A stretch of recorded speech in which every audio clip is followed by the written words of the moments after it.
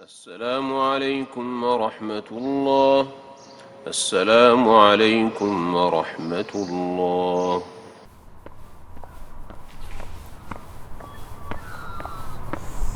Assalamu alaikum. Walaikum salam. Mate, long time. Yeah, it's been a long time. It's been a long time since I've seen you. It's been since Ramadan. It's been 3 months. 3 months. I haven't seen you since the last podcast. Ramadan? Nope. Didn't see you in Ramadan. Ramadan. We did a podcast. Where? Did we? Abdul Rahman, I think. Well, yeah, but that's what I'm saying. I have not seen you since the In last 3 time. months. We did Ramadan. Oh, wow. It's 4 months almost. It's been a long time. Oh, how's the baby? Yeah, getting cuter. So 6 months. she doesn't look like you, basically. Yeah, she's all right. It's cute. 6 months. It's cute. She's cute. She's I hope your cute. missus isn't listening. She's a to this. baby. She's a baby, right? All babies are cute, I guess. So, she's got, you make her laugh, and it's just very different. I told my students today, I was like hammering them in madrasa today, and they were like, just like pretty much every no, day. I said Please, this bro. is like nice Khalid. Like this is Khalid, older, a bit softer, has a baby daughter, No, that is true. loving. You and were a prick when you were young. That's No, true. I mean, you were strict when we were young. well, those students have come back and said Jazakallah khair, the ones who actually Allahu got Akbar. somewhere. Yeah? And so they've appreciated the discipline. So today they were getting a little bit of a dosage of I'm not talking about as a teacher. yeah. You were grumpy. You were. I'm teaching. I don't know what it is. Wait, Inshallah. I have to say this. You were a grumpy old man When I before was- you became an old my man, and early now 30s. you've regressed the other way. Yeah. So, and they were like a bit like kind of shocked because this is the soft version. I was telling them I used to be really harsh like with students. Yeah. But No, you. like Alhamdulillah. Look, yeah. it is what it is. It's called the circle of life. It moves us all. yeah. It's just the process. yeah. Yeah, With introspective we are. We age just comes wisdom. Do Subhanallah. you feel wiser? Yeah, I mean, I don't want to say like I'm wiser. No, but you just have more experience. I don't know about wiser, but definitely you can help others with your experience. That I think if that's wisdom, then I guess it's. Bro, I've had. I don't feel like wise. Like, Do you feel like you're my- over insan? I don't think I'll ever feel like my father. Like that type of like can step out of a situation, look at from. No, bro. No way. You're not even gonna be close to that. Yeah, thanks. No way. I definitely will not be Maybe like that. when you're like but 80, then certain like I'm already like that. I advise like students of knowledge and on Inshallah. those that are learning or they're teaching or whatever, like that are 10, 15, 20 years behind me, like in terms of age and experience. So then, I can tell on the pitfalls and opportunities they can take advantage of in Yeah. Islamic education.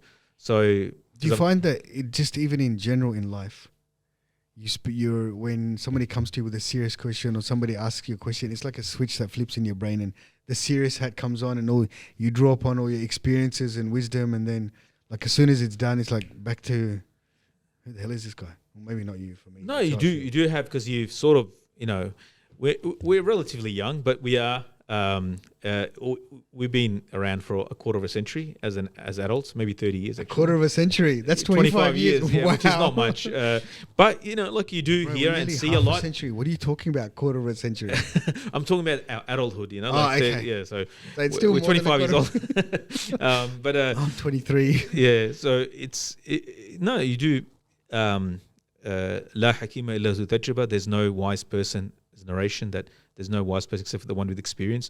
So whatever the field may be, like especially for Islamic education, definitely, alhamdulillah, not just my experience, my father's experience, I draw upon that, my teachers and the advices they gave me, then I pass it on to the students if it matches, and then other ulama overseas But as well. your teachers might have given you advice or whatever, but because you've grown up in Australia, do you find that you're able to give advice, I'm not going to say better because that's the wrong word to use, but on a different style or different type of advice because you know what these guys are going through because they've grown up here? Yeah, definitely. Like there's certain Rather things, than teachers like your input well, teachers. even there's no replacement for someone on the ground in a specific or area, like geographical location.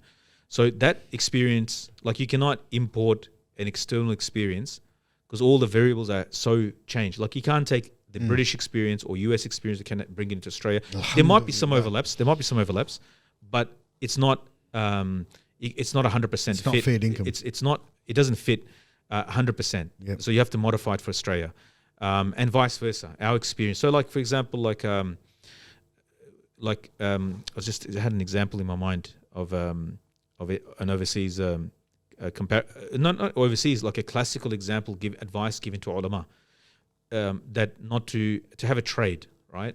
To have a trade that where you can be independent financially and not be dependent on a rich person supporting you, because tomorrow when some masail issue comes up, a ruling that you have to give against him because he's the hand that feeds you, you don't bite the hand that feeds you, so then you'll compromise, right?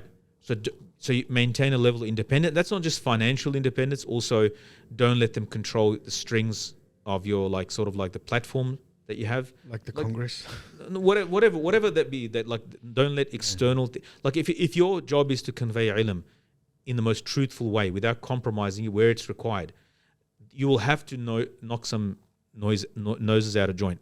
You will have to say things that might upset people. That's a normal this is a very one of the students. He put the candle.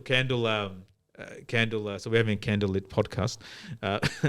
Can you just move it out of the camera? It's getting weird now. We're not having a candlelit podcast. The candle smells nice. Yeah. When you say candlelit podcast, it has so many different connotations.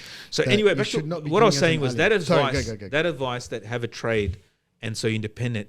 It's okay. You do a trade in Australia, for example. There are ulama that do that, and it's really good. They're financially independent. But the problem is the amount of work they have to do in a trade to develop themselves to succeed. Let's say you studied formal studies and you're in your mid 20s or early 20s. Yeah, I'm getting to that.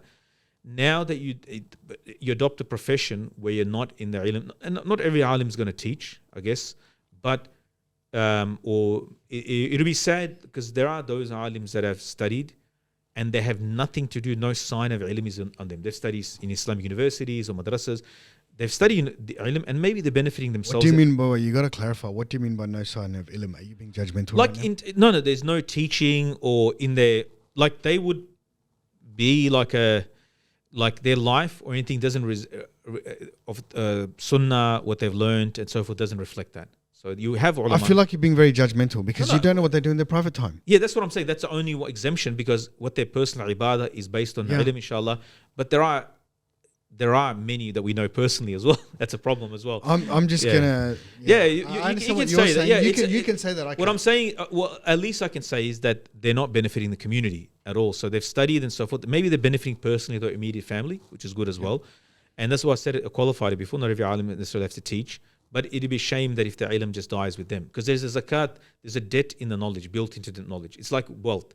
The zakat of knowledge is, the zakat cleans the wealth of a person, right? You earned it 100% halal, but if you don't give zakat, that whole wealth becomes a musibah, calamity for the person. So now you have to practice knowledge, right? Which is a very personal thing. And also you have to pass it on to teach it others. Is that right? Right. So now it's like an obligation that's built into the knowledge that you have to, it's an automatic thing, right? But getting back to the point that, and the book was Sayyid al-Khatir ibn Jawzi rahmatullah alayhi. He wrote about 1,000 years ago, and he's advising about that you should have an independent source of income. The problem with that is that if you take it as like a trade or some other let's not even trade, any worldly job, that there's business, Amazon business, whatever that you're doing, that you're like spending in an ordinary amount of time, and that's your main preoccupation from morning till evening. You don't have any time in the evening unless you have like specific breaks that you put on in your timetable. And said, all right, after 4, I'm going to teach kids Quran, for example. I will work from 6 in the morning till 4, and then I'll give an hour, 2 hours and teach kids, as an example. Then that requires a level of discipline, which most people don't have. I was in the UK, there was one alim, he was given a regional management promotion. So the brother who was actually involved in the big Islamic organization, he said, I studied ilm in madrasa. He said he turned down. Wait, so did he get a promotion in a very big organization and to be a regional manager of that organization for ilm? Not for ilm. For deen. It was to do with the halal industry. So of course it's just like checking it's halal and so forth. There's no that's a service to the community. It's a service, but it's not a service of ilm, right? You check you're talking chickens all day, you know. So it's it's not transfer of knowledge, right? Yeah, he's using his knowledge. But see, the thing is, he turned down the promotion Wow. because he's teaching in the afternoon, and this job required him to take more hours from other duties. So he's going to get higher pay, all those sort of things that come with the promotion. But he goes, the only thing that I'm doing where the knowledge is being transferred to is this afternoon that I teach kids Quran and Islam. Wow. So it's a decision that he had. He goes, no, he goes, I will not take a job with more pay, not just more responsibility, more time, but more pay and all the dunya things, the perks come with it. That's someone who's disciplined. He knows, okay, I've done ilm and this is the only place I'm transferring. I'm not going to give that up. So do you tell the students, do you drill this into your because students? it's like there's a price to pay when you study ilm and also teach as well, like in terms of dunya. So it's not for free, right? Like the rewards are too many for ilm. You have to give some sacrifice for it. Because the rewards in akhirah. So Yeah, it's too many. خيركم من تعلم القرآن وعلم. Best of you is the one who learns the Quran and teaches the others. So some decision has to be made that I have to give up on something. The idea that you don't sacrifice. So you're sacrificing dunya for akhirah. Yeah, like that. It's not like it's not that he's not fulfilling responsibilities, family and so forth. So with these young ulama, for example, the ones that asked like friends or colleagues and whatever, what I tell them is that have multiple Islamic jobs, right? What Ibn Jawzi was talking about, speaking the truth. Don't put yourself in a compromising position that you depend on one source of income. So and there are brothers that are like that. They're teaching in Islamic school. They're doing imamat as well. They have several Islamic occupation. What that does is that they are not beholden to one specific organization where something haram happens or some kufr is done or whatever, something extremely wrong is done, and then they keep quiet and then they contradict their knowledge, right? Because the knowledge they know it's wrong, and they don't use their knowledge to advise and guide, which is their responsibility. So they don't have the pressure on them. So in a way, and I tell them to have multiple khidmas. So I have many brothers, you know them as well, teachers. They imams of mosques, they are teachers in schools or madrasas, and also they teach online at various institutions. Yeah. Like I was just looking now, I'm like teaching at 4 different places, like 3 different locations in Melbourne, and 2 online institutes. So like it's if something goes wrong somewhere, inshallah, nothing go wrong. But yeah, exactly. So you don't feel like you can contribute, and where there's need to speak up and go out on a limb, like you don't feel that thing that okay, I'm going to lose. That's the only concern, right? For some people, it may be. So the thing with if you do the trade or the junior job, like if all your time, by the time that you're able to have the flexibility to do your own thing and have people working under you and spare time, like the most sort of like fruitful part of your life or the most is gone, and then you're so far away from your knowledge, unless you actually discipline yourself like that guy, like that alim from overseas. Unless you have that discipline and you keep a regular connection to your books, then you know, subhanallah, then you can. So they have to have that discipline. They can't let it go for like 10 years and go hard in the dunya and hope to return back. Yeah, it might not be. One of our teachers, he advised another mufti. He was getting to the Islamic finance. Now you think Islamic finance is Islamic field, right? In one of the overseas, in Dubai or one of those countries like Middle Eastern countries, they have Islamic banks and so forth. As a Sharia advisor, he said, don't leave teaching for too long because it's very hard to come back to it. Yeah, okay. Right? So like you see, like that advice is given. So that's not my advice; it's my teacher's advice. And like once you leave it, it's very hard to make a road back. So the majority of our listeners, are not alims. Yeah. What would you say to those who want to make their children ulama, or to those that want to do something for deen? Obviously they're not alims. How do we support? How can we support? Like, so not necessarily financially, but is it just encouragement, or is it looking for different opportunities and looking at these ulama and saying, hey man, this job would be good for you, think about this. Yeah, I mean, keep an eye out. One thing I have found is that we've had a lot of graduates, and this is not me judging anyone, but where are they? You're judging. No, I am judging. I mean, but what I mean by that is, how can we help? Yeah.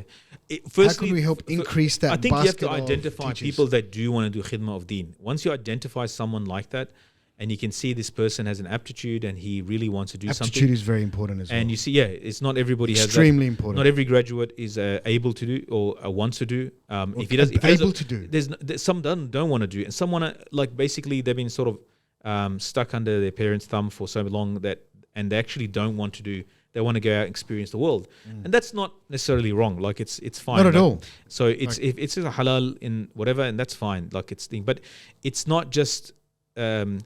if you do identify, you see somebody that has an aptitude and they have the will, and so then not to give them free handouts. Obviously, that's a terrible way to teach a man how to fish. Exactly. So you do have to think about helping and supporting them with their dini endeavors, like projects they want to do, and number one, and number two, also be concerned about their livelihood. Right, you have to be concerned about their livelihood. So think of ways with hikmah to help them, like not to help them out, but just say, hey, have you thought about this, or have you thought about that? Something that will help, and especially if they're younger, they help develop them for that. I think that's very, very important. It's not like the various institutes that are here. They like, I don't think the thought is that, well, they'll go to university or they'll go to TAFE or they'll go do some trade and they'll figure out for themselves. I think that's not a plan. Like we don't do that. We don't do that with our kids at school. There's no mentorship, actually. Yeah, but we don't do that with our kids that are going to school. Yeah, we don't go, oh yeah, he'll do your 12 uni, he'll work it out. We go, okay, you should do this, you should do that. Yeah, and we try and guide even family friends. Yeah, mentorship, career plan. I think that's important to guide them and give them ideas and to advise them. The problem is our parents' generation, their world is so different to our generation, and our generation is so different to our kids' generation, next generation. So it's sort of like it's out of date. They've got a lot harder than we have. Yeah. Our advice might be out of date, So you have to update the advice and help them. There's nothing wrong with an alim being rich or successful in dunya, but ultimately the work of an alim is deen, right? Because he's make sure he's teaching. Yeah, he's contributing back that knowledge back to the community in some shape, form. The community cannot expect the ulama to drop everything. They've got to pay bills. Yeah. Right, and they've got to live a life, and they eat food, and they have kids, and all those normal things. They get headaches, and they get sick, and maybe not insurance, depends on who you work for. On and on and on, and so it's. I think that's. I just realized.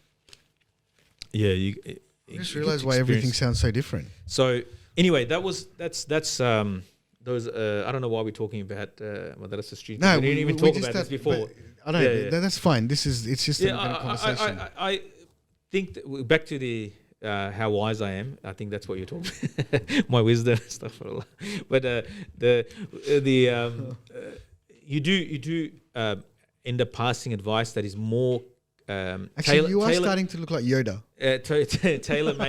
Tailor made for Australia and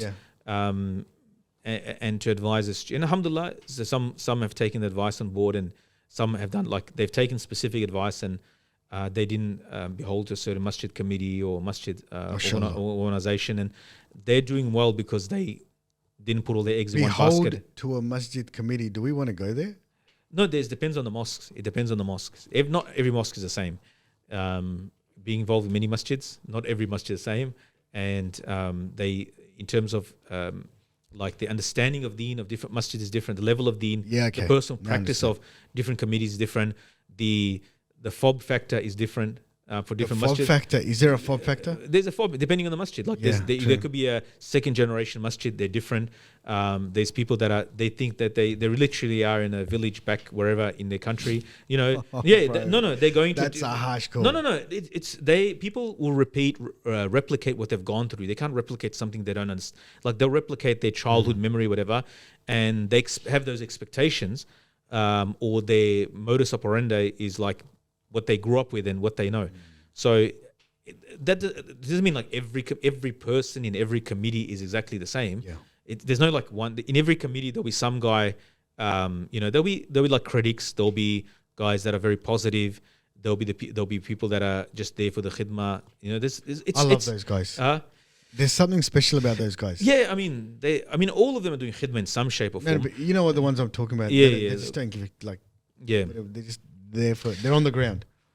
That's so it's just human behavior, I guess. It's just that if you have to prepare. So the good thing is, like, in dealing with a lot of the young students, like, you prepare them, advices for how to deal with.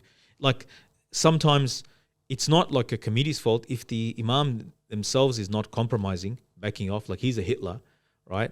So I'm talking about myself as an imam. Like, if you're a Hitler and you demand that it's my way or the highway, then it won't work, right? It won't work either, right? So if you have like a uncompromising committee and uncompromising imam, they're going to go loggerheads. it's not going to work. And So, the people that are going to lose out is the musallis. yeah, so it's human nature. Like, you got to deal with people and the positives and negatives, and you got to make it work, because it's for ultimately masjids and Islamic organization and Dini organization and knowledge organizations. They're ultimately for Deen and Akhirah. So you have to. The dunya distracts us from it. Like, it does distract us because you're paying bills and all these sort of things. But they have to know that. They have to know that, like, This guy's got to live just like you do. They have to understand that, and also the imams have to understand as well. How to deal with people. It's there's human challenge. Development. Such a random way. We went from your daughter to this. Yeah. So how's the son? How's the everybody's stepson and the real sons? They're all good. Are they still feeling the real ones feeling neglected because you're giving so much love to the younger ones? No. Boys, if you're listening, he does love you. Yeah. Nah, they're all good. Just he doesn't know how to show it. No. It's I'm very soft Did you and give him, loving. I want to have It's you. not for public consumption, Okay, let's get Hubert on here. No, I don't want the stuff that's not for public consumption. I'm just waiting. Yeah. Yeah. What have you been up to for the last few months? Work. Anything interesting? Do you ever get to a stage where you're just like, I'm tired of dealing with humans? Yeah, I mean, I feel like, do you remember I told you ages ago? I feel like I'm going to be. You remember the Muppets? I don't know if the TV show, the Muppets, the two old guys that sit in the back and they're just making fun of everyone or just complaining about everyone. I feel like I've gone beyond that to I just want to be in a forest. It's testosterone gets low. Just and talk to them. At this age, that's not an issue, Sheikh. Yeah. Give me a cough, bro. Give me a cough. Stuff, but it's. I was about to do the hand thing. No. I think it's a natural thing where you get sick of the BS, and you get sort of tired of people, even good people that you trusted or people that you had confidence in, right? It's not even that. It's just like the level of, and he talked about this, and now I'm seeing it. John Taylor Gatto, when he talked about the dumbing down of the masses. If you have a look at what children were learning in school 50 years ago compared to what they're learning now, and I'm not talking about with the technology and things like that, just basic English. Yeah. How to speak. This complaint, I was listening to this book, it's called The Style. It's a writing style book, and he talks about this complaint about the young people dumbing down. He goes through, like, in the 20th century, some famous writer, the kids are getting dumber. He went to the 16th century, people are getting dumber. He went to the Roman time, there's some guy complaining because people are becoming stupid. Like, maybe you're getting wiser. No, in this generation, no, I'm not getting wiser. And you're looking at the young people and judging them too harshly. I will never claim my wisdom for myself because I know myself. But like some people, right? Yeah. But it's not that. It's just simple logic that even, and I do self-reflect a lot, and I think, was I like that when I was young? I can say I was extremely immature, but I wasn't dumbed down to where we're at. I think we are, there's certain things that we know that they might not know because they didn't experience it. And there's things that they know that they do it like that. Like being an Uber Eats delivery driver. Like, there's like 18-year-olds doing it. It's crazy. Right? Like, it's crazy. They have so many apps and things that they I mean, we have it as well, I guess, but they're more like in certain things they are quicker than us. I'm not talking about. So they're more literate. They're literate in certain technologies more than us. Yeah, but I'm not talking about that. I'm just talking about life choices. Or just it's very hard for me to explain. I'm trying to be very generic so I don't give examples because I don't want to give things away. But God, people are dumb now. Yeah, that's and easily led. Huh? Naive, you reckon? Easily led. But isn't that just young people always? No, even our generation. What do you mean? That's why I'm not talking about young people. I've met some amazing young people. I'm talking within general, even within our generation. Yeah. It's like, mate, did you miss the bus? Yeah. Like, what happened? Were you not in, like, it was very hard. There's many colloquialisms or sayings we can use, but then, bit anti-Islamic, so I don't want to go there. Few kangaroos. What is it? Few screens, like, yeah. A few kangaroos loose in the paddock. A few cans short of a six-pack. Yeah. Yeah, there you go. Yeah. So, But at the same time, people are amazing. yeah. I've seen some. There's some young guys that are doing some amazing work.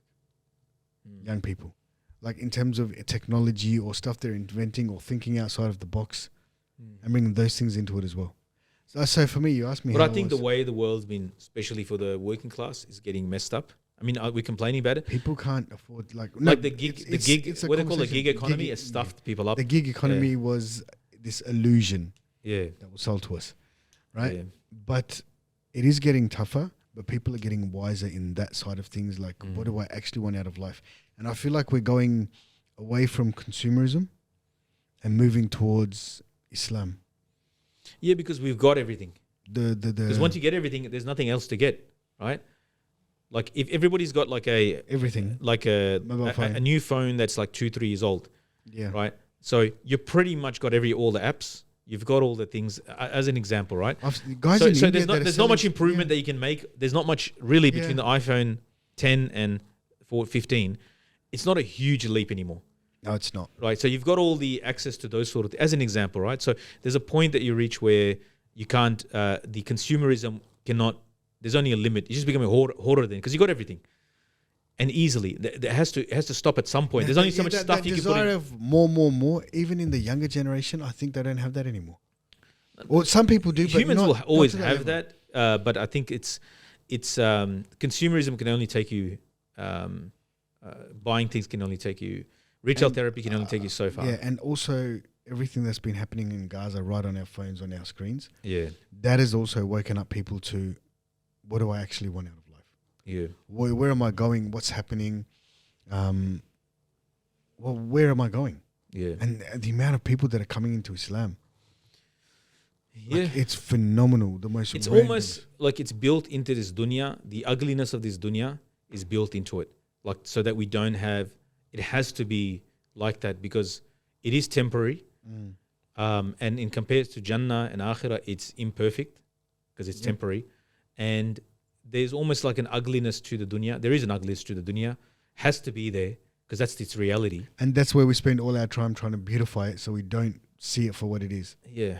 We're always trying to accumulate it. And because we want that, we have that thing. Like Shaitan said, that eat of this tree and you'll have a kingdom that will never perish, So we have that built into us that's like our thing but we have to keep reminding ourselves of something else that Allah's told us, which is that there is a kingdom like that, but it's not in dunya, right? Yeah, okay. So there's no permanence, there's no baqa in this world. So therefore, like, there's something inside tells you there is a life that where there's no.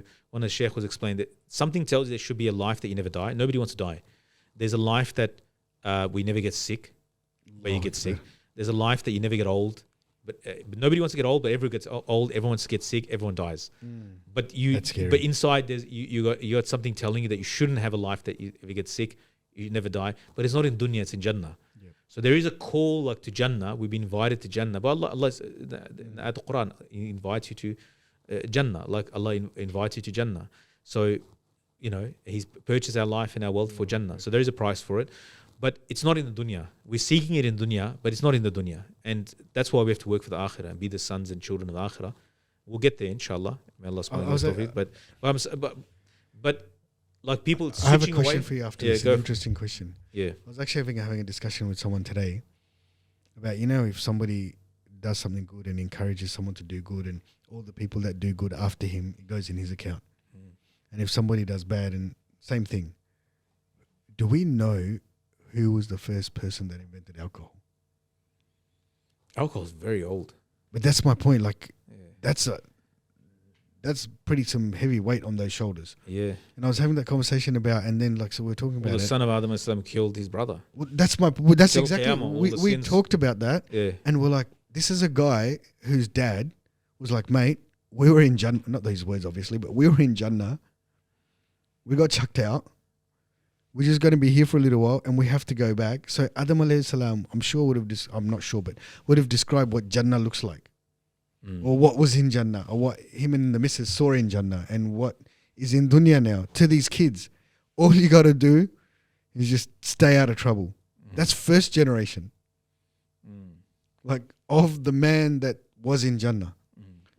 Right? So we were talking about like insan's ability to forget or overlook these things. But then we came to, do you actually know, do we have somewhere recorded in Islam, like the first murder, the first cup of alcohol? I don't know. First alcohol, I don't know. It would definitely be after Nuh alayhi salam. I mean, because they're all Muslims. So at some point. But what about before Nuh alayhi salam? No, they were destroyed. So there could be a person there, but that's what I'm saying. There would have been someone that invented it back then. Yeah. Oh, okay, I see where you're going with that. A little reset button was sent with Yeah, but with the reset button, does that mean that the original guy is reset? I have no idea. I have no idea. Can you ask your mufti mates? Yeah, maybe some book, Israeliyat, maybe. I don't know. I can find out. Sure. I'm very curious. Like, Yeah. it's just an interesting question that was coming to mind today. But that's an interesting point you made about reset after Nuh alayhi salam, because everything gets reset if it's a reset. The great reset, yeah. The I got to tell you, like, Twitter is wild. Twitter's nuts. Twitter is the most racist. I'm shocked at the level of racism, because I wasn't on Twitter, I think, like the last few months, right? So because friends kept telling they're on Twitter, Yeah. a certain friend of ours. He's so always on Twitter. So he's sending stuff. He sends it about between the hours of like 2. And you send me TikTok, and I've 6. deleted. I'll never put on TikTok. I go, that's just No. You got it. There is some amazing. I will never, stuff on there. ever put on TikTok. No. Depends on which TikTok you look at. Yeah. But the amount of stuff that's going on that people. No, I don't like the format. I like reading a Oh, little really? bit. Yeah. I like the format because. So anyway, X is. It's strange. It's a strange world. It is crazy. Obviously, like there's bots. Obviously, there are people that are extremes, and people and are the editing and the censorship is heavy there as well. correct. But they're getting through. Especially the pro-Israel stuff, like they are, or the anti-Israel or IDF stuff. Yeah, they are like censoring that to another level. Elon Musk is nonsense. Like what he's doing. Like it's not freedom of speech. Did you see him in the in Congress? So he went there for Netanyahu's speech, invited him, so he's up in their things. And so, the good thing is that in Twitter, now you can't hide stuff. Yeah. Like you can't hide stuff. And the way that he's walking, like he's got a leash on him to the Congress thing. And then they ask him like, oh, did he invite you, whatever. And you can see like it's a person that's been dragged to bend the knee. Because before he went to Israel, he wasn't like that. Yeah. It was a different flavor. Yeah, Israel, like, Auschwitz, what did you do, mate? Auschwitz and it's like what happened that what dirt they now got on him. He's lost his spark. Yeah, and people are realizing even it. with the businesses, when you see him when he's talking about the businesses or how he wants to develop X or what is it, the SpaceX and all these things, that flash of brilliance or that spark's no longer there in the eyes when he talks about it. It's just like, it's almost like, I'm doing all of this, but I have no power. Yeah. Or I can do nothing. Maybe met the jail or somewhere. I don't know. That's pretty scary. That's pretty scary. Yeah. So wow. It's like, so anyway, Twitter's like, or X is just, it is like, it's like extremes. Like it's so extreme. It disturbs your peace. Like and how are people not holding back? Like forget about anything. They're ruthless. Yeah. They just don't care. Yeah. Like there's a lot of funny stuff as well. Like Trump got the guy did the assassination attempt, right? So he had that little bandage on the ear. Speaking of that, so you know what someone just made a comment. It looks like a pillow from Timu.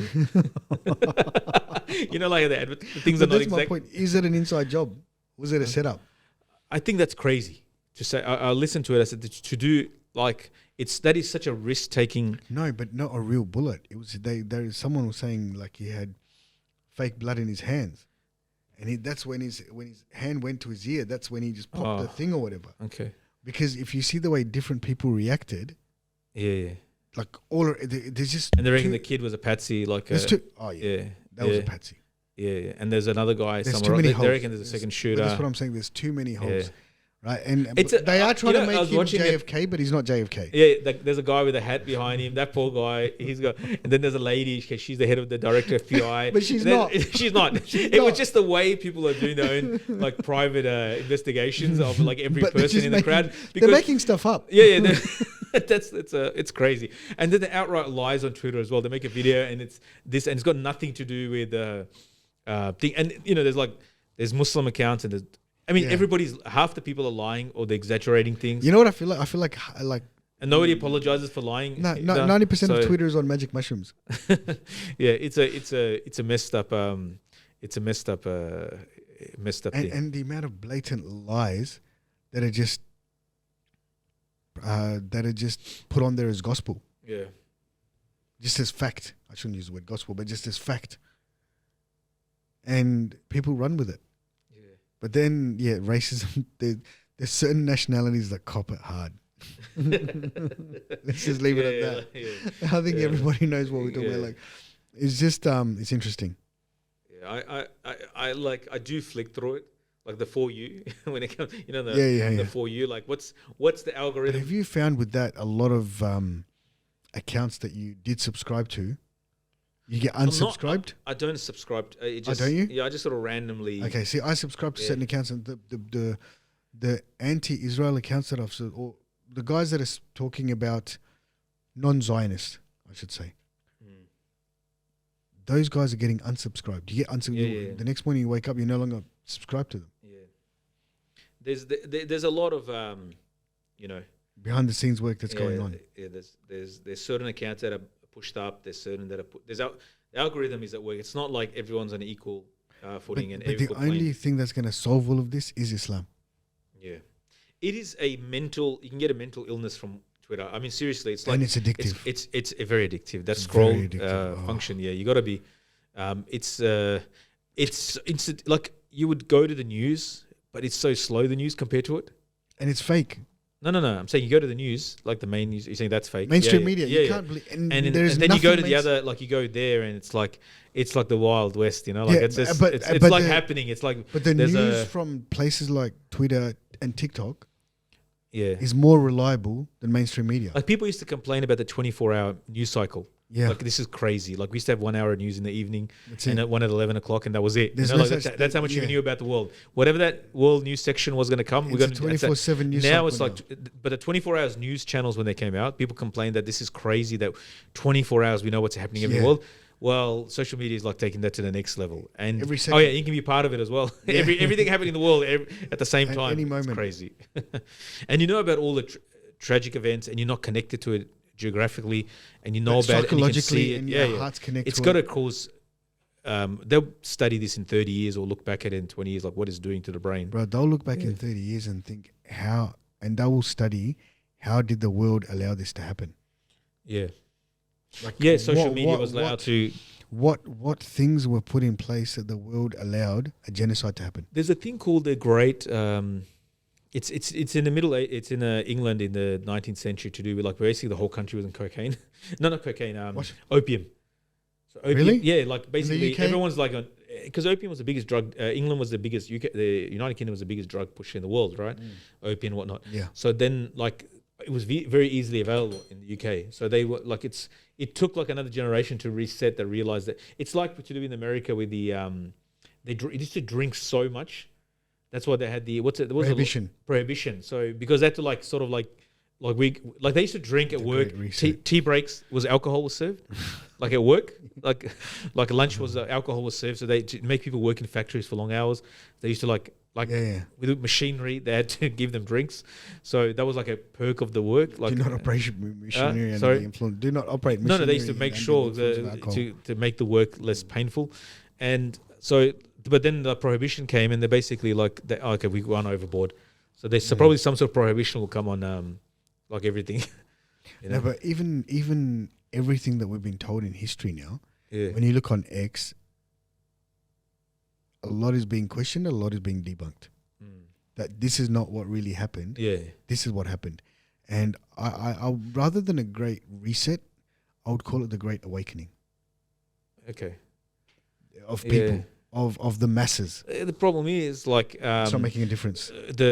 for example, this guy supposedly the amount of conspiracy theories within a first week is like I couldn't keep for up. Trump? No, within the first but hour. I couldn't keep up with. You can't. You Yeah. can't keep up with what's like what's true and real. You just have to switch off and just wait the dust settle, and then what's the official narrative and what people are saying after like a few months. Yeah. So it was, like it's ongoing, and there's like, okay, that happened, and there's a new video came out of this. Yeah, and yeah. there's new And, video and, came out of and this, then what's there's going on? guys saying, if you've got any videos of this shooting, send it to us. It's just been in. But the world is crazy Yeah, right now. It's madness. I Yeah. mean, the president of the United States pulled out of the race via Twitter. yeah, a letter. That wasn't even on an official letterhead. Yeah, Like, let's think about that. yeah, There was no podium. yeah. There was no fanfare. I think he did a dress now. No, but what I'm saying is there was no fanfare. They gave him the there was magic nothing. Touch up. the special, Touch up. what's that company that makes the robots and stuff? They like special. Yeah, I know what you're talking They about. gave him an injection of the Boston AstraZeneca, Dynamics. huh? Boston Dynamics. Boston, whatever they put in the nanobots, whatever, into his bloodstream. And then you got these, and then you've got the Houthis. Yes, The Houthis. Apparently, you say it like that. Houthi, but Houthis.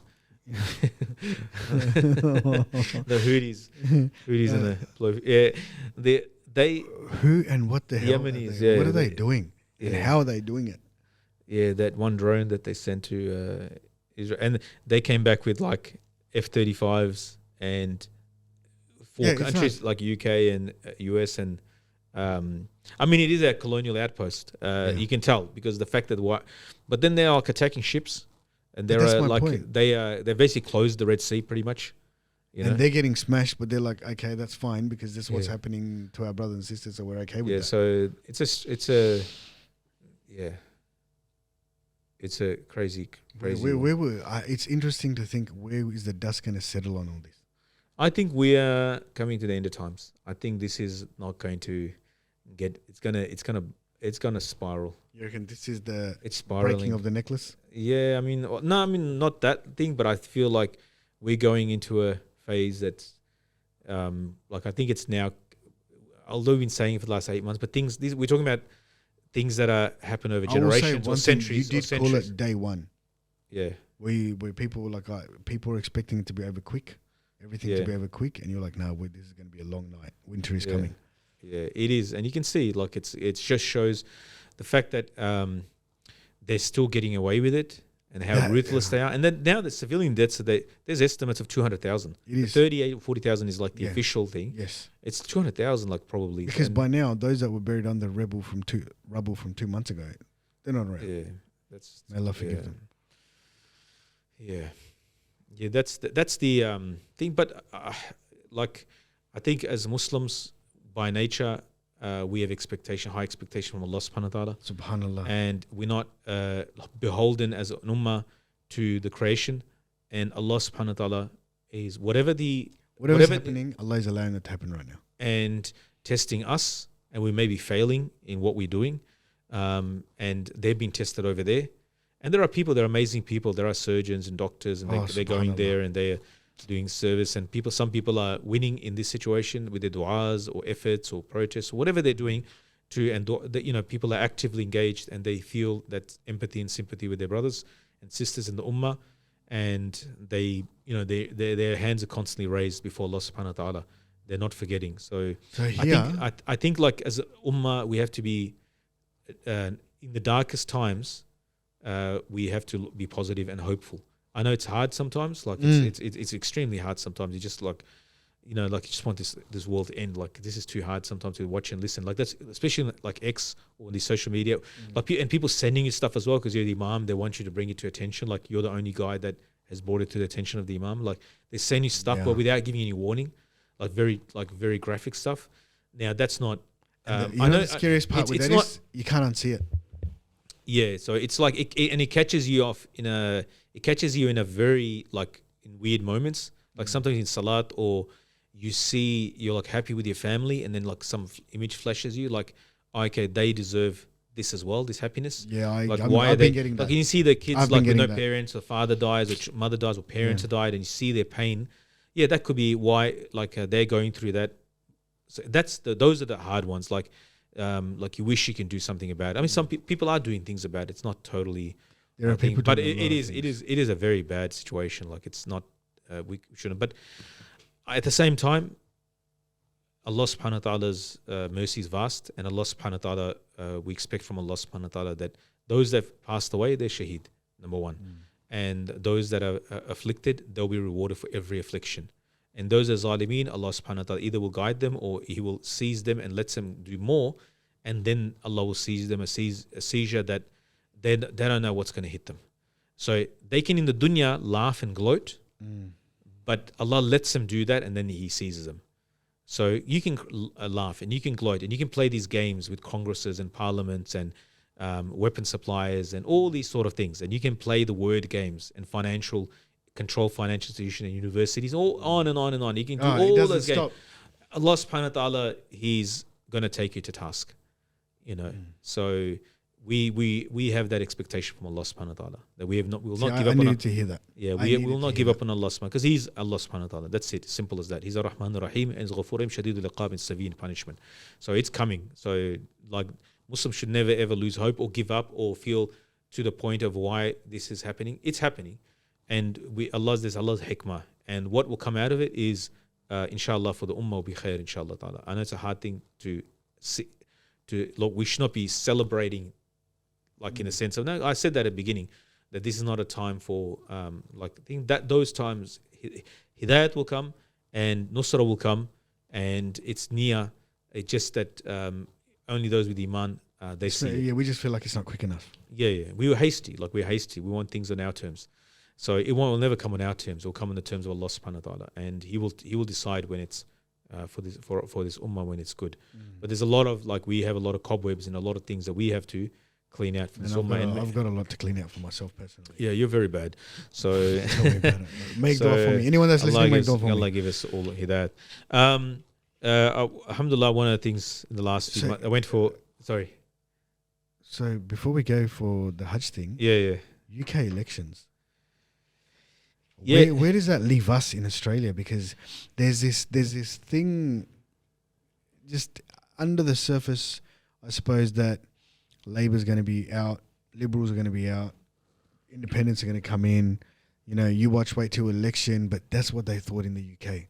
And it was miscalculated, I think. I'm not saying to not be in politics and so forth, but definitely one of the success is there are a few independents who came on a pro-Gaza, anti-genocide platform, and they will have a voice at the top, right, in the parliament. But there's not enough to have any impact. But then, the backlash supposedly against Labor didn't happen. No, it didn't. Part of the reason is that was the people's apathy, or the I think it was 60-70% turnout voting. So a lot of the Tories, they were so dismayed with their own party that they didn't turn up for the election. So do you understand? It wasn't necessarily that Labor was so successful. Is that they lost. Right, okay, so what happened here last election? Very bad. It's not that Labor won. Yeah, it's just that the Liberals the failures on the other side, the Conservatives, so much that they. So that's one thing. So you got to look at it from that perspective. But then, there were about 5 other MPs. I think it's 5 MPs that got in there on the Gaza sort of platform, and 5 others that nearly came close. So the overall shift was towards independence. More independence in Muslim areas, that they gave a punishment, but then exposed something. Exposed that. The Labor can win, and get, as long as they perform well, they will. And for the working class, especially, they might not need the Muslim vote. They just need to. Do you understand? I calculate in Australia, it's more if there is not we don't have a seat at a table as a Muslim. As a Muslim, we don't have a seat at the table. However, there are certain seats in Western Sydney and maybe not so Melbourne, but there are certain places where there's a lot of Muslims, and they're in swing seats. Well, and so we're in one of those suburbs right now. Yeah. So, but that is not really the silent majority. Yeah, is what the people calculate. I think because we don't know what the silent majority. Most people in England or Australia, they don't talk about their politics. No. We're not like the US. Yeah. It's very culturally bad manners to talk about your politics. So they're not vocal in their politics. They vote in the quietly in the ballot, and then that's what they'll let you know. And then you'll know what most of the people are thinking in your country. So most people don't really.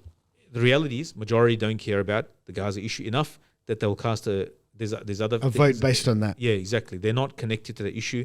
They're thinking more locally. And even mainstream media now with this Muslim Vote Matters, they are also using that as a thing of Islamization of Australia. When no, this is the political process. This is what a democracy is. That you I think like-minded the people. way they look at it is you're bringing religion into politics.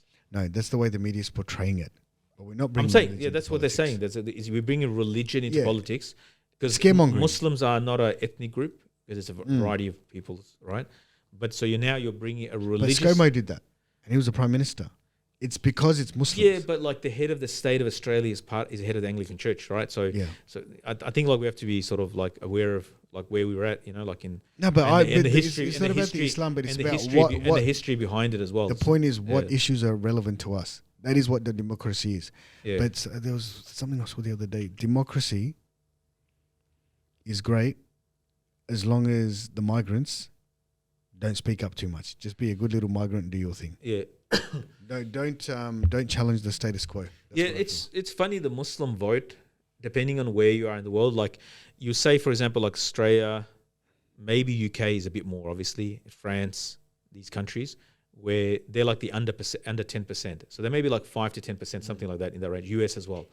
So we're not a significant minority that we can impact the politics in a great way, right? Then you have like, and our vote is divided as well, depending on where. Some will be Liberal, some will be Labor, so that sort of thing. and Greens, don't forget the Greens. And the Greens as well. We love the Greens. And and Canada as well. So we're sort of, the Anglosphere is like that 5 to 10% sort of range, maybe a bit less than that as well. How many of the Muslims can vote? Because they'll be voting in their areas, the areas that because there's a concentration of Muslim areas. Most Muslims there'll live be in this very area. few. Like overall, Right. like the impact is Yeah. very less. Depends Then on the area. then you move to countries like that are 10 to 20%, like India. They're in democracy in India or Sri Lanka, right? India's only got, I think, one Muslim, and that's. But they're like 15% of the. What I'm saying is that there's like 15% that thing. Then you go to like Singapore where there's like 20% Muslim, right? So you look at these countries where where is that Muslims are like maybe closer to 50%, like Nigeria maybe or something like that. Yeah, then I they have have no idea about Nigeria. Yeah, so I mean, I'm just giving examples. Like, is there a different set of rules for each country, like in terms of a Muslim vote? Yeah, there is Right. white or And- non-white, Yeah. So what's I'm just colonized or not colonized. That's where the difference comes into it. yeah, and how like and then like what is galvanizing the Muslim vote into a single like a force into that it can make an impact, right? Until at what point? What's the threshold? 50%? Is the population more than 50%? Right. So anyway, each one's got its own problems, I guess. And I'm just curious, looking at the big picture, like, are we? Because we're so far away from any significant contribution, right, into the politics of a The country. media would have you believe we're about to take over. Yeah. I mean, that's Channel 7, Channel 9, and Channel 10. Yeah. We are about Like to. most Muslims, You could be the next prime Muslims minister of participate. Australia. It's just like a thing we do in Australia. Yeah. Like we go and vote, like every Australian. Most Australians don't care about it. We don't care about it. Like we do care about, like, okay, No, yeah. I care about it. I No, deeply care about no, it now, and we no, all no, should care yeah, about I it. mean, I'm sorry. I'm very. I'm It's saying- time for us to wake up. No, like most Australians just do it because they don't want to get the fine. That's and true. most Australians do it because it's something you do it, and yeah, you have your views on one or two issues, and you do cast your vote for the one that you like or dislike.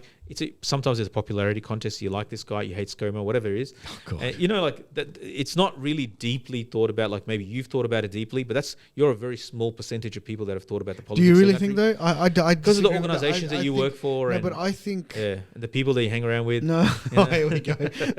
Yeah. I think. Don't. Yeah. I think that the majority of Australians genuinely do think deeply, even though it may be on election day or the day before election day. They do give it a bit of a thought. Okay, listen, Very little thought. I'm just- I don't think most people care about it enough to. I think they go by general vibe, and if It's the vibe. it's a general vibe. Yeah, It's the vibe. Like The ScoMo castle. vibe was not. Australians didn't like his vibe, and then some people are, and Australians, English especially. But you're an import. How can you speak for Australians? The You don't Labor even why. Australian. The vibe is, and also you inherit, like especially Labor. It's a family, like you inherit. Labor is Like, 100%. Yeah, what yeah, your it's dad like- did, you do. Exactly. There's a lot of that going on as well. Yeah. So those are things cannot be just changed on a single But issue. a lot of people are changing on that. Yeah, when it because comes to they maybe labour. thought a little bit deeper now. You know, they've thought a Yeah, little bit, 'cause it's in some your people, face. and the argument can be made, oh well, we'll have to keep doing this until we convert everybody, sort of thing. So it's. But I think the general Australian, you know, your Australian mates, how much thought they put into politics. okay. Yeah. So Yeah, right. yeah, When you put it like that, Yeah. yeah. I think that's probably, and then there's a silent majority, like old you Australian. know, but you know what where their thought into politics comes from? This is the sad part. Even the older Australians, Channel 7, Channel 9, Channel 10, Sky News, man. and Sky News. Good old Sky Yeah. News. So yeah, and we don't have the extreme problem of America, like the Fox News level of conservative. Yeah, we like do. we have a Yes, little bit. we do. We don't have that level. No, we do. We don't have that. I We don't. do. I don't think believe. we I think do. it's crazy. If you look at our papers, have you seen yeah, Newsmax? no. We don't have crazy in terms of the way they portray it. Yeah. But ours may be subdued, but Yeah. it's there. I think you know why. Even like UKIP and all those other the UK stuff, and the Americans, like with their police, why it's so crazy? Because they're just vocal. No, it's not about vocal. It's because they're so Australia's generally economically overall better situation than those countries, France. Do you think economics has got something to do with it? Have a look at per capita of Australia to GDP to UK. So when the stomach's full, you don't complain. Exactly. I think they are doing worse, and because they're doing economically worse, because we've got a huge mining, you know, and smaller population relatively, 27. Well, we're not 26 we're not million. actually making much money from the mining. You know that, right? It's been taxed like The amount, 30%. the amount of profits that Australia, the government actually gets is ridiculous. Let me check with Reinhard and just check it. Gina, she'll be like, but I think Australian generally Mr. is Palmer. economically better than UK and US. I think that's why there's so much vocal. The politics are more vocal over there because people are suffering more. or they're just drama queens, like they're just more. No, I don't think so. I don't think the English are very. Not the English, yeah, but stiff US. upper lip sort of people. So Are they? I think so. So anyway, I think they're shafting the people so much. It will come here as well. It's I think that's what's happening. I think here it's a little bit more egalitarian, compared to those societies. So maybe we are like doing it economically a little bit better. I think that we don't have the worst type of politics that they have. Like we have the same sort of things in conservatives and Labor, the Liberal and so forth, but it's not as extreme as over there. Maybe because we're more comfortable. Overall, we're more comfortable, while people are getting uncomfortable, and hence they are upset. You know, Allah knows best. Anyway, speaking about the working class, Saudi Hajj.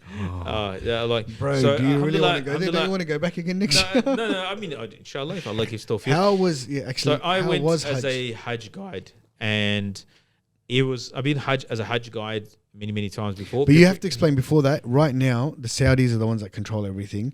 So what though you're happened a was Hajj guide- previously for like Western countries, which is like 3% of the Hujjaj anyway. It's not a huge. It's like we are like a minority amongst the Hajj, like overall Hajj, like people, right? So the Hajj experience was very interesting because I went like 7 times before, like COVID, as a Hajj guide. Mashallah. So I have some like, Mashallah. a base point. So you've done Hajj 7 times. Yeah, this was my 9th or 10th summer. Mashallah. So I had like a base thing to compare it against the old system and the new system.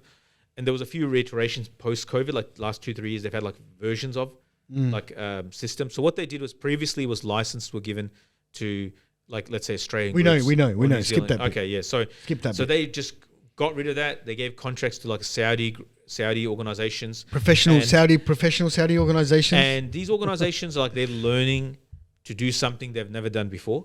The other bed. organizations sometimes have 20, 30, 40 years experience. That was thrown out. Some of those guys got hired by these groups, but like you got like 6,000 in a group, or like, so they're doing the logistics, like some things were better, but I realized like the things that were, how'd you say, like on the move, like they've improved Arafah, they've improved, in what way? like the facilities, AC, like food, everything like that. In Mina, there's an improvement, the cleanliness, AC, food. Like before, they used to give you packs and you used to get thrown out, and it's just this thing. Now they have like a buffet thing, so you go to a tray, mashallah, so it's excellent. not wasted. So you only eat the stuff and you return, they clean it and all that sort of stuff. So there's certain things that have improved, but like when they move people, Saudis don't know how. They need to hire like a logistic manager. Like if you're moving 6,000 people, you need to learn. You have to have a guy, and you can just do it on a spreadsheet. but you need to like they don't know how to move people in a very Well, how did people move in the past? Through the groups. so their own groups will tell them, and they like, and you stay together in the same hotels. Now they create so many packages, and these packages then stayed up in 5-6 hotels. Now you have to coordinate between 6 hotels across Mecca, and like. Whereas previously, if you wanted to go So on a 5-star Hajj, you went with a 5-star Hajj group. Yeah, exactly. And then the whole trip you're with the group. With the 5-star Hajj And group. you're with the same sheikh and the same Hajj operator. So they trying to improve. So they bring these 300. How many people did you have under you? So we were like about 150, I think. And then You were an advisor to 150 no, people? 3 sheikhs of us with 150. So the good thing is the group that I went with it, mashallah, what they did was, I'm talking about the Australian group, is they gave preference to the sheikhs, the religious guidance to the Hajj over sending the guys who own the company, right? So so the brothers who own the company, they didn't come for the Hajj. Oh. They sent us instead. Now that's good in one side because they had a sheikh, but then then you have to do on the ground logistic stuff. You had to do that. Yeah. So that's what made it hard. From my perspective, it was hard. I cannot complain. It was a free Hajj. So so on one side, but it was a lot of work. It created a lot of work which was never there before. Yeah, okay. So and of course, if you're doing certain logistic things and that's time consuming and so forth, you cannot really focus fully on all the religious matters and guidance. So previously, the Hajj operators, they would handle all the logistics. The sheikhs do sheikhi stuff. They're giving like encouragement, talks, and they're just being with the people and reminding them constantly. So they focus more on the religious things and make sure everything's done right. Well, this creates a bit of a extra work, but that was because they chose not to go because they had a limited amount of sheikhs to spots to give to this subgroup. Yep. So that was a good thing. Like from that group, Australian group, there was foresight in that. The Saudis like doing it, and then their workers. So Saudis generally don't know how to work. Yeah. And that's a terrible thing to say. And I'll give you but they've never had to because they've had foreign workers. They're doing the Saudization thing. They're learning how to work. I'm not saying every Saudi like that, but generally they don't know. Like they don't know customer service like the way we know it. Yeah. Okay. Right. Like I'll give you an example. There's a cafe like in the airport. Actually, the professors, the educated class within Saudi. No, there are some amazing. They're phenomenal. No. I know one. He's amazing. But it's not. It's these are very few subclass of that society. This is like extreme small minority. There's some amazing Saudis who made, brothers and like professional and so forth. There's one guy. It was funny. He was in Medina when I was on a bus, and the brother got on and he was like helpful. Like what a gentleman, what a scholar. And I thought he was a Saudi, right? And he's like just. The way he spoke, and I was like it's so easy, and I was these people have hope, and then he turns out to be an Egyptian brother from Perth. But anyway, so that was my dreams of them. They will learn. It will take time, but it's praiseworthy that they are trying to fix the situation of their people, because it's like doing a tarbiyah of a whole country that have easy money through oil. No taxes, medicine's free, education's free, housing subsidized, like so many benefits. Not for everybody, because there's a lot of poor in Saudi as well. Yeah, but mainly Saudis, they have all these facilities to them, right? So the average Saudi, let's say. So they have all these facilities, so they have to work less to get more compared to people here. They have to hustle more, etc. So they're trying to teach their people, like do tarbiyah people. So for example, there's a rule for Saudization for workers. You have to serve. So what work do they give? They give like the front desk, right? So for example, like I was giving an example in the airport, there's a cafe. So the Saudi girl sitting at the front, she's taking the order for your cafe latte or cappuccino, whatever. Firstly, when you come up to the counter, she's chatting on her phone and like, okay, assalamu alaikum, can I have a cappuccino? She rolls her eyes because I disturbed the chat on her phone. Wow! Right, and this happens. This happens pretty regularly. Yeah. Did you say anything? No. I mean, what are you gonna do? Like, you just sister, what are you doing? What are you on the eyes for? Oh yeah. So she. Why were you looking at her eyes? So you're like now you're inconveniencing her. Why were you looking at her eyes? And so it was just a cursory glance to be professional. She's like then you like she's annoyed that you've ordered. Because you disturbed, because she must have like an hour straight chat with a friend. Then she's like, and then she turns around and shouts out the order to the Filipino guy who actually makes it. Yeah. So they still don't know exactly how. And like when it comes to like treating people, right? That superiority complex is still there. So for example, like there was a situation where people had to be moved to one place to another. So they only know how to shout orders. Because that's what they're used to when dealing with subordinates, and that's how they've been dealt with people above them. Yeah. So there's no like, and I'll give you an example. My uncle, he worked in Saudi for like 20 years, and he was like, he had a driver and all these sort of things and perks because of the type of job that he was doing. And his driver, like, because we're Australian, we're not used to like a driver, like a driver, like who works. I've got one. Yeah, your Uber driver. my mate. Yeah. So, but you know what I mean? Like a driver who's his servant, Yeah. who drives you everywhere. You don't He's drive. your chauffeur. Yeah, exactly. So he gave me his number. He goes, you need to go somewhere, call this guy. He's my driver, right? That's his driver, his servant. We're not used to that. Yeah. So I asked the question, like in a stupid Australian, I said, can you pick me up? Right? Yeah. They don't understand that. Right? What do you mean? Like he said, nah, this like, like I'm in this place and this and that. Yeah, If yeah. I told, Allah yarhamu, he passed away, told my uncle like that this guy said no to me. Yeah. And after he's told him that anything that he needs, he'll call you. Yeah, And yeah, yeah. so my job was not to ask him. I Just tell asked him. him. Because in Australia, when we make a request, we Yeah. ask, like, May, can I? Yeah. Right? That's not a question there. There, you tell them. Pick me up from here. Right, so that's like, it's a very hierarchical thing. It's like, it's so they Which way's don't. better? Huh? Which way's better? And so, like, the day that a Saudi becomes a plumber or no, seriously, and holds a mop and thing, then we can say, all right, because these, like, and they're trying. It's not Yeah, like, okay. they've been like handicapped because of their success with the oil wealth and Oh, stuff. not success, because of the oil that Allah's given them. Yeah, I mean, you understand, like, it's almost like, it's success for them in the sense that they've done better than Of many other wealth. countries. They were a third world country, they came out of that. Like, they're The literally last 100 20 years. years. Yeah, exactly, like from 50s onwards, right? So, in that sense, It's actually 70s. If you look at Dubai in the 70s and 80s, Saudi's oil started trickling like more like in the 50s. The effects Crazy. of it started showing in the 50s, mid 50s, I think. So, but anyway, like, I think they're trying, but it was just, you can see it. It's frustrating. You can't fix it. You'll have to, but you have to work with it, and they don't see it, and you can't fix it either. You can't teach them, and you can have like a little side brother, like in the way you talk, the way you talk. This is not the way. You can't make them understand. yeah, okay. Right? Like there are one or two guys. There's one kid, like he was working. The only reason that he knows how to talk to, and you can see he's stuck in the system, and he the only reason because he has family like in Canada or US or somewhere. Yeah. So he's traveled a lot there and he's lived there, so he's experienced life there. So the way he deals with it is very different to the guys. So the guys who experience where we come from, they understand. They're a bit easier to deal with. Yeah. They understand where you're coming from. They understand like what our expectations are. The sad thing is that Australians are paying, they're paying so much money. So to have like third world sort of service for so much money, Yeah. like I think that's sort of probably the prices have gone through the roof. Everybody said that prices were like going to go it down. started like 12,000 or something, But and then we, they we- dropped you know a when bit. this change happened, everyone was talking about the prices should go down now. They've gone up. yeah. Is someone making a serious amount of money in the middle, or is it that the government's making all the money? The Saudi government. I don't know Who's taking the chunk of the profits? I don't know. I think the hotels is a big part of it as well. Yeah. The airlines is probably the least part of it. I think that has increased, but they take the least out of the whole thing. Yeah, there's not much to. So then they're making money, like, and you don't have to, because the volumes are so much. Yeah. You can make a lot of money in a very short amount of time.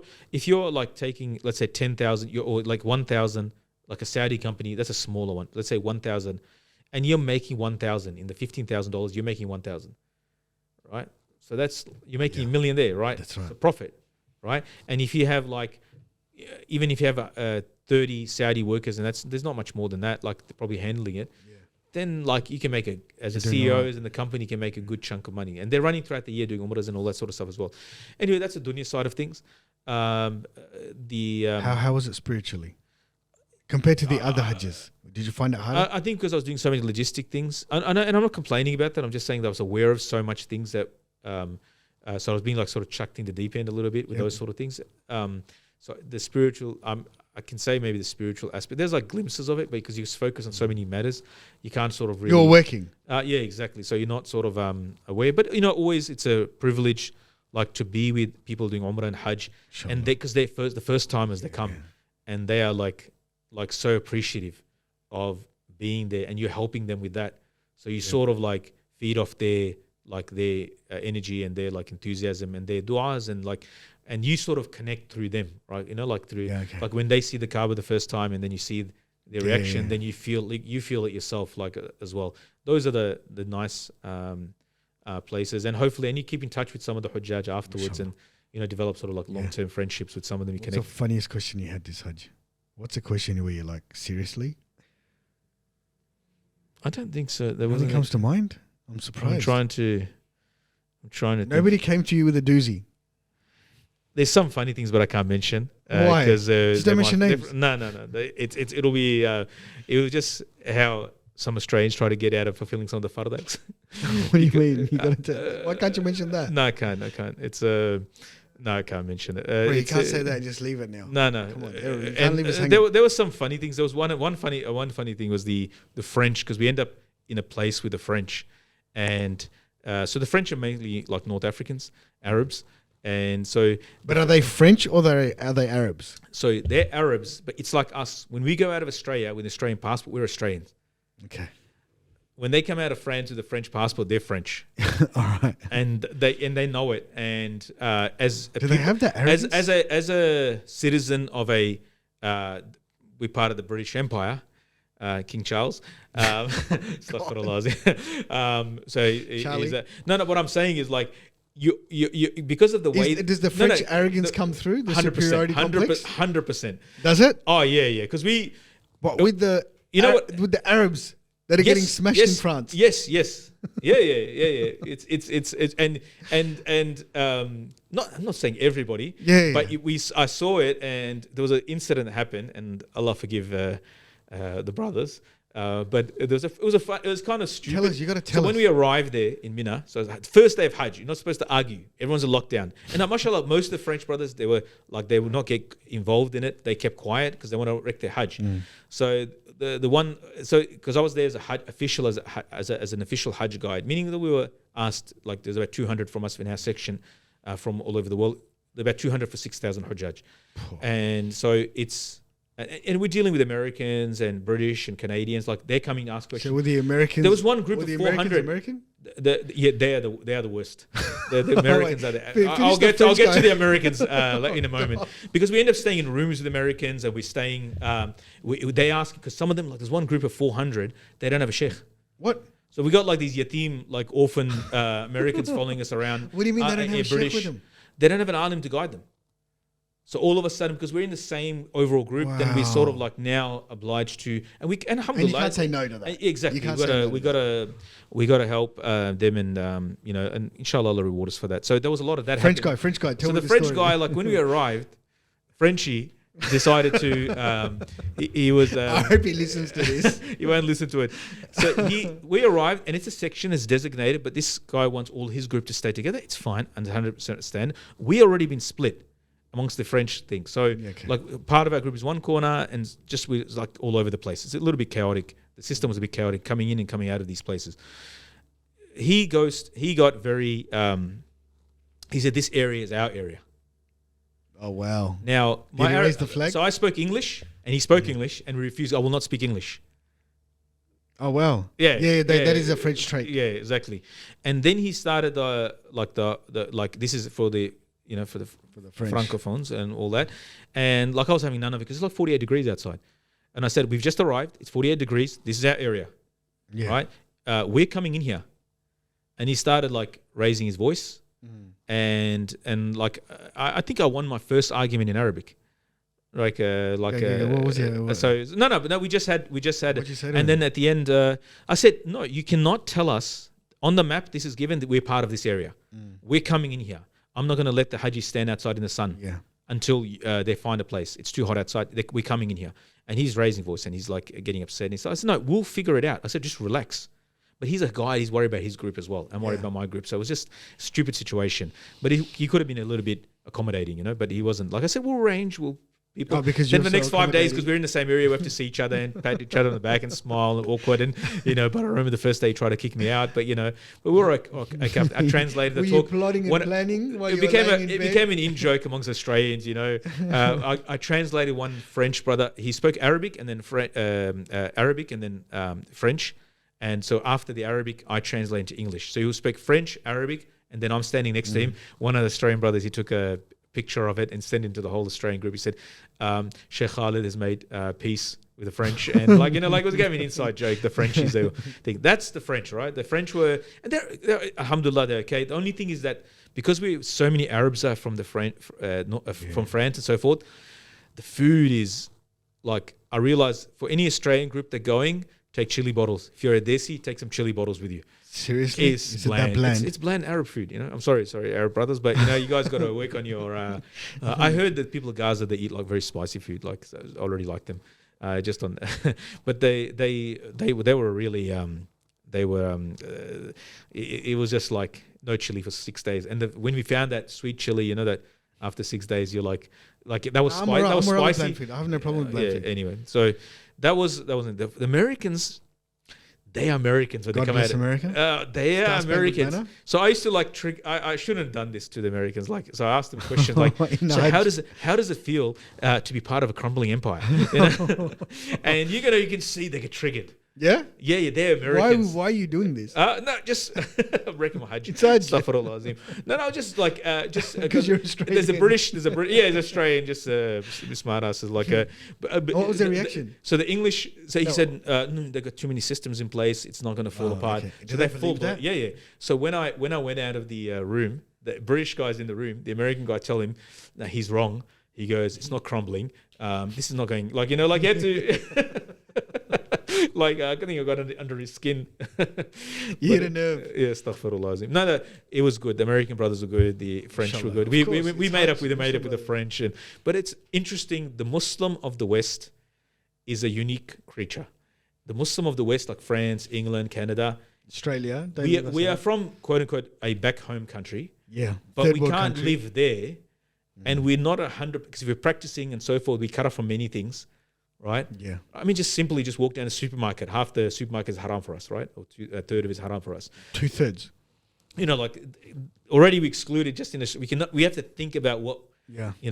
I don't know what it'll feel like a supermarket where everything's halal. Maybe a Saudi supermarket, just the freedom. Wouldn't that be Malaysia? Yeah, maybe. But they don't have what we have there. That's the thing. Exactly. It's like just if you walk through, I can grab this and Tim Tams. You don't have to look at the ingredients. I mean, you should obviously over there as well because they're not as careful maybe as us. But it's just funny. Like you're walking, like you would be like just the freedom would be overwhelming. That was like the first time I went to Malaysia. I was asking people, "Is this halal?" And then the guy was explaining to me, "Listen, here, if it's not halal, we advertise it. They have to be advertised. So if you don't see a sign that says not halal, go hard." There you go. All right. That was a mind blow for me. Yeah. This was years ago. So the Hajj was over. It was very hot, and then after Hajj, I heard hundreds of people passed away. More than 1,000. Most of them were Egyptians. A lot of them were like illegal, like sort of illegal. So they didn't have the facilities. Yeah. So they were staying outside, and so a lot of it I heard that was what's happened. Allah forgive them, have mercy upon them. And Hajj, but it was one of our guys. He had a heart attack, but he's okay. He had a medical checkup before he left. He's fine. He had 3 arteries blocked over there, so they had to do like stents. What? Yeah, he survived. Alhamdulillah. In Hajj, they did stents. Yeah. So the hospitals will hospitals. I mean, it's like it's proper. Like they got proper stuff there. So did you have to pay for that? No. There's like a thing that you buy, insurance that you buy before you go. Okay. It's covered by that. If I remember correctly, yeah, you have to get it from a Saudi thing. So it's like it was. Well, I suppose if the 2 million Hajjis are buying insurance, you can afford to do a few stents. Yeah. So they a lot of it was very hot, and after Hajj, immediately like a day or two after Hajj, I got very sick. And you didn't? Yeah, 4 days I was knocked out. Shout out to Sheikh Dawood from South. Shout out. From Dandenong. He was in my room because it was like a guide's room, and so he was there like as my nurse for from Itqad Institute in the south. Right, Sheikh Dawood, you must have the patience of a saint. That's all I'm mashallah, he was like my nurse for 4 days. I would have jumped out the window no matter how hot it is outside. Good luck, brother. Yeah, I had the AC off in the room. It was like it wasn't that hot. It was 26 plus. It was 48 outside, so I had to switch it off because I was so sick. And I was under like a doona, and I was like shivering. 4 days, I was really, really bad. I was in pain. So all your sins got forgiven. Inshallah. Either Hope, that or inshallah. raise levels in paradise, but with you, I reckon sins got forgiven. Yeah, After, I hope, after your inshallah. interaction with Whichever the one, French, inshallah. after your interaction with the French, the brother French and the Americans. And then I came back to Australia. I was really sick, and then I got sick again. I had to go another round of antibiotics. So I went random antibiotics in Saudi. The violin's second- playing. Yeah, so then the second round of sorry. antibiotics, and doctor said I might have to go on third round of antibiotics. Do you want me to care? So I got really. I think there's some other brothers, sisters very sick as well in Hajj. Since they came back, so it's a really bad virus. Yeah, after Hajj, of course, the whole world brings their little, their little morphed viruses from their own countries. Yeah. So that one was Respect. that was and there was like funny incidents like people getting lost and all. That's a funny incident. Well, it's like stressful, but then it's like you look at the messages I'm trying to teach like an older gentleman like how to do location live on WhatsApp, Oh, okay. and I'm sending screenshots. But then I realized in the iPhone, Android and iPhone are two very different. yeah. So like beasts. when you're sending a message, it's like I got a need to see plus now. sign, while the other one is got a what is it like? It's got a different sign on it at the bottom. Like anyway, it's different. So like it wasn't. Then, he's taking it's got pictures, the, and we're sending those paperclip. search parties to find this. Alhamdulillah, we found him, but because it was so hot, 48 That's what degrees, you're worried about. and he's lost and stuck on the side of a road somewhere, and he's old, and just like all these incidents. But alhamdulillah, at the end they did their That's Hajj, and they left and they came back to Australia, and like it was just there's some stressful moments. Yeah, there's you some. can laugh about now. Huh? Yeah. There's some. That there's French some. that brother's sitting in France going, that guy from Australia. Yeah. Like, and then at the end, he got angry at me. He said, like, you have, because he pointed, he said, haram, you have to respect me, like that. Like, and I'm in haram as well. But anyway, like, you're the one trying to kick me out. But alhamdulillah, we patched up, and alhamdulillah, we made up, and, All right. yeah, happy There ending. you go. Alhamdulillah. On that note, thank you for watching. Please like, subscribe, and press the bell icon. Inshallah. Next week, we're going to try to do a live. I just finished it. All right, it's Okay, no, go. Maybe we'll do a live. If you can give comments on a live session next week. Live one, the problem with live one, if you make a mistake, we can't edit it out. In other words, he's off the leash.